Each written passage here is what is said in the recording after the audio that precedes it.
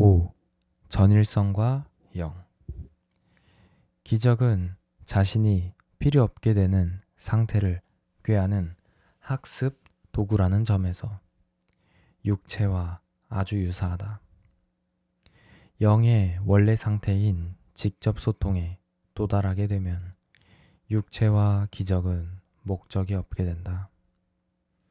그러나 자신을 육체 안에 있다고 믿는 동안에는 너는 사랑 없는 표현과 기적적인 표현의 통로 중에 선택할 수 있다.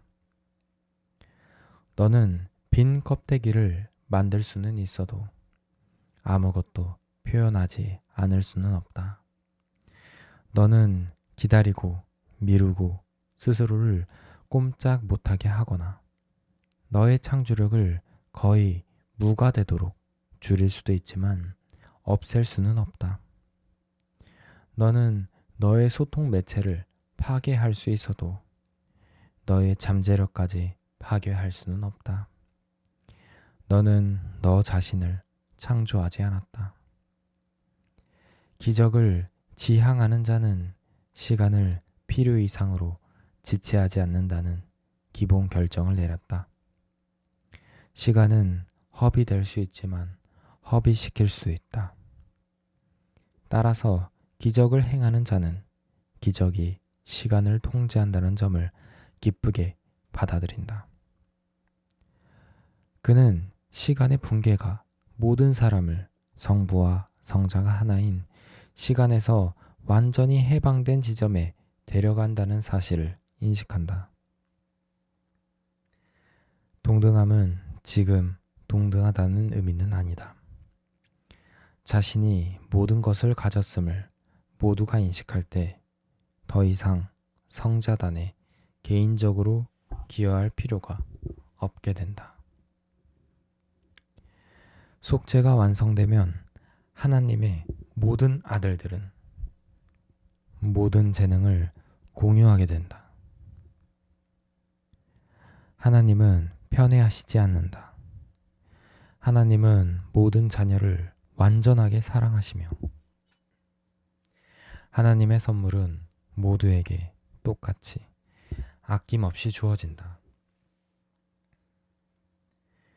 너희가 어린아이들과 같이 되지 않으면 이라는 구절은 너가 하나님께 완전히 의존하고 있음을 완전히 알아차리지 못하면 너는 아버지와의 참된 관계에 있는 아들의 진정한 권능을 알 수 없다는 뜻이다. 하나님 아들들의 특별함은 제외가 아닌 포함에서 온다.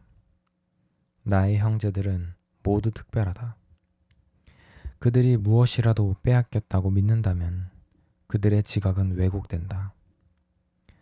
그렇게 되면 하나님의 전체 가족, 즉 성자단은 그 관계가 손상된다.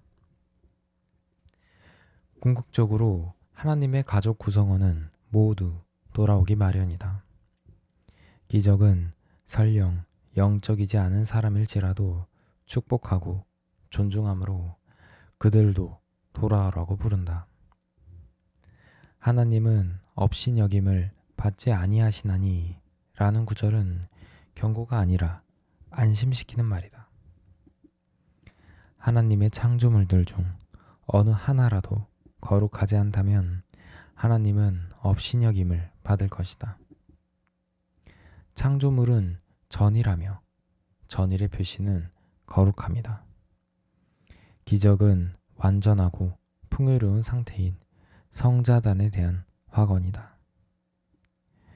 참인 것은 무엇이든 영원하여 스스로 변하거나 외부에서 변화를 줄 수 없다. 그러므로 영은 이미 완전하기에 변하지 않는다. 그러나 마음은 무엇을 섬길지 선택할 수 있다. 이 선택에서 유일한 제한은 두 주인을 섬길 수 없다는 것이다. 마음은 영이 자신이 창조된 방식으로 창조하는 데 사용되는 매개체가 되기로 선택한다면 그렇게 될 수 있다. 그러나 마음이 자유로운 상태에서 선택하지 않는다면 창조적 잠재력은 그대로 보유하지만 권위 있는 통제가 아닌 난폭한 통제에 자신을 맡기게 된다. 그 결과 마음은 가두니 폭군의 명령이 그러하기 때문이다. 마음을 바꾼다는 것은 마음을 참된 권위에 맡긴다는 의미다. 기적은 나의 인도를 받아 그리스도를 섬기기로 선택했다는 표시다. 그리스도의 풍요는 그를 따르기로 선택한 자연스러운 결과다.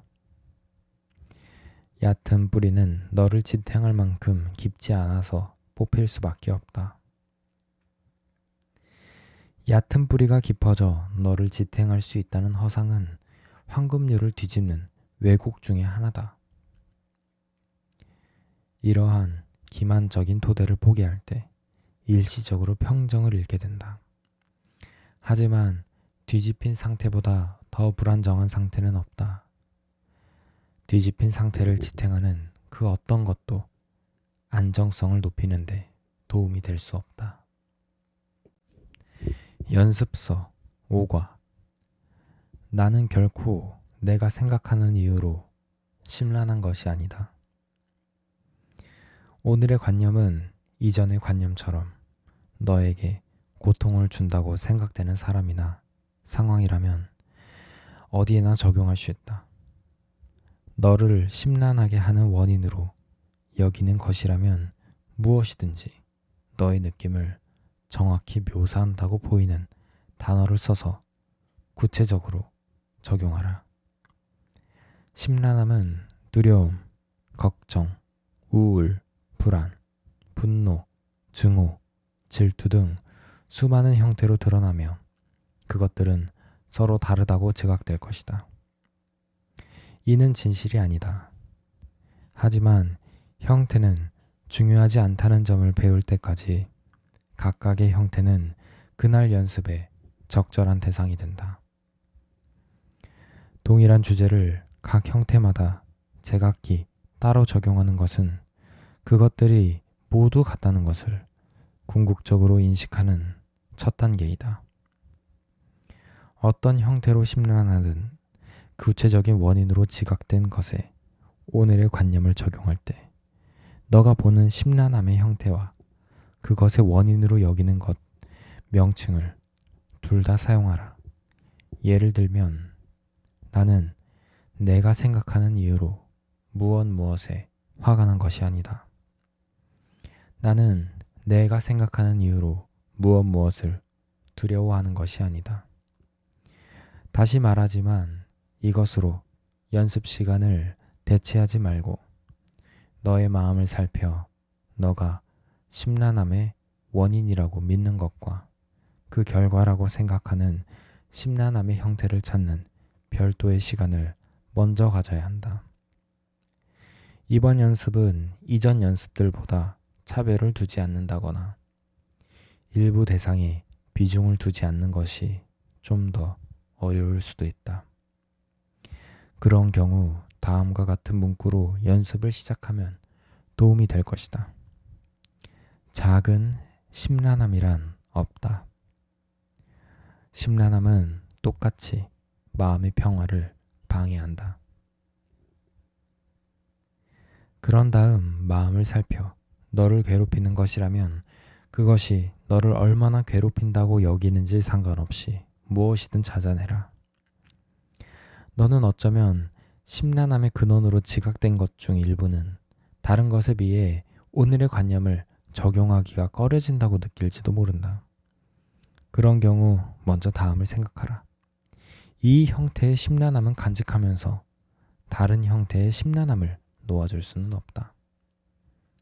그러므로 연습의 목표를 달성하기 위해 나는 그것들을 모두 같은 것으로 간주하겠다.